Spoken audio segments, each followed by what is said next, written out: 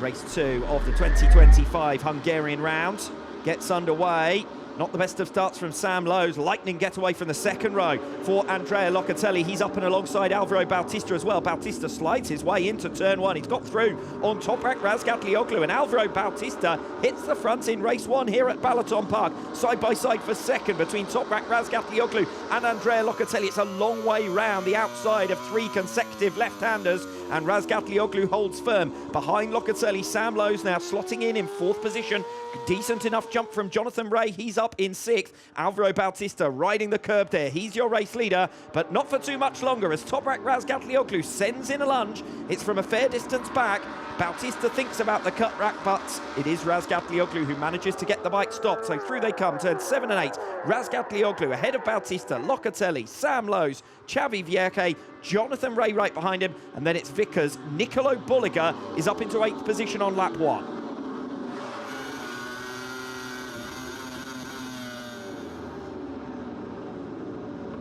Nicolo Bulliger makes his move on Jonathan Ray into turn 1 at the start of lap number 2. Ray still shadowing him, but that's not where his fight is. Realistically, Bulliger's on the charge through the field, and he's now up into 6th position. Yeah, exactly what Bulliger needed to do in the first lap, and a couple of corners. Needs to come through and Xavi Vierge next. Maybe down into turn 9 he'll be able to get close enough to Vierge, but exactly what Bulliger had to do from the 4th row. Alvaro Bautista 0.4 of a second behind Toprak Razgatlioglu. Andrea Locatelli right behind him. Then it's Sam Lowe's, gap of half a second to this scrap. Vierke versus Bulliger, and Bulliger easily through.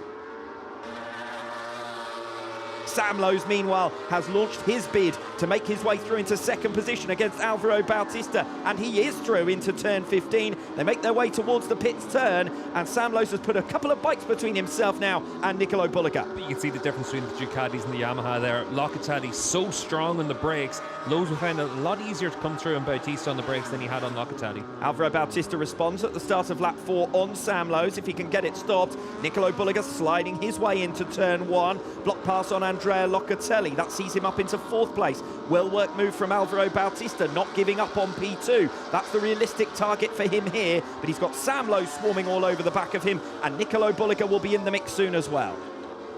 We're looking back from Alvaro Bautista to Nicolo Bulliger behind him in 4th place, with Sam Lowe's again having recovered P2. Yeah. And now Bulliger coming past Bautista as well, so Alvaro Bautista falls from 2nd to 4th on lap number 4.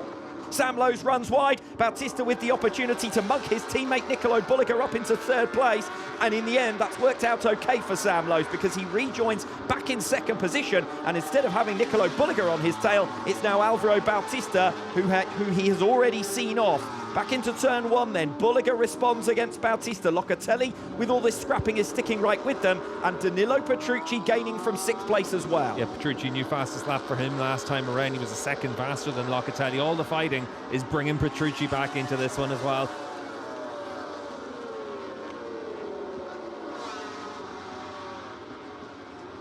Bulliger with the run coming off turn 4. Will he be able to use it down the back straight? We ride on board, and we wait to see who comes out on top on the exit of turn 5.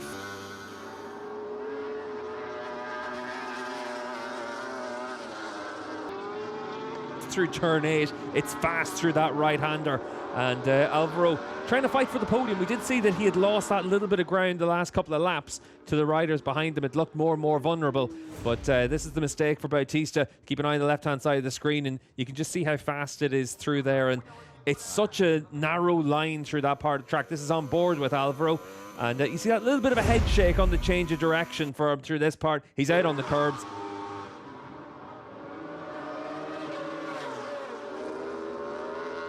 Heaviest on the circuit into turn 1. Vickers is up and alongside at last, having stalked Xavi Vierke for 3 or 4 laps. Ryan Vickers into 6th position. Vierke with the inside into turn 2, but that's an important move from Vickers. He closes the door and is well and truly on course for his best result and best performance yet in WorldSBK.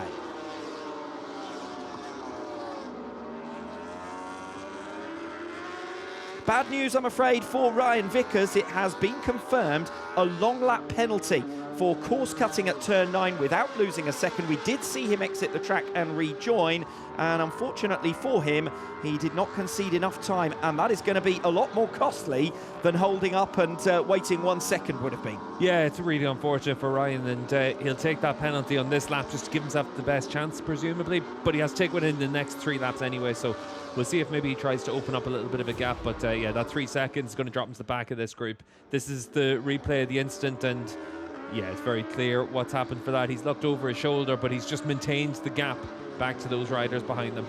Yes, current sporting directives require the riders to give up 1 second if they take a shortcut.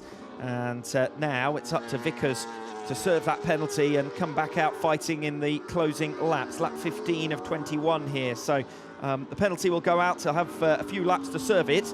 And it's about 3 seconds odd, isn't it, usually a long lap penalty? This is down into the long lap loop, and he's going to take it straight away, it looks like. Ryan Vickers then serving that long lap penalty, and he's gone off the track. So what might have been a 3-second penalty is going to be a disaster now for Ryan Vickers. Let's see where he rejoins. And he's out behind Jonathan Ray, so that's going to be 14th position.